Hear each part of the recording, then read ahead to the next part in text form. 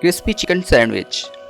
अज्जा: ब्रेड गोल कटी 1 अदद, मायोनीज 3 खाने के चमचे, काली मिर्च आधे चाय का चमचा, नमक आधी खाने का चमचा, उबली और रेशा की हुई चिकन 1 कप, शिमला मिर्च छोटे क्यूब्स 3 खाने के चमचे, अंडे 1 से 2 अदद, ब्रेड क्रम्स हस्बे ज़रूरत।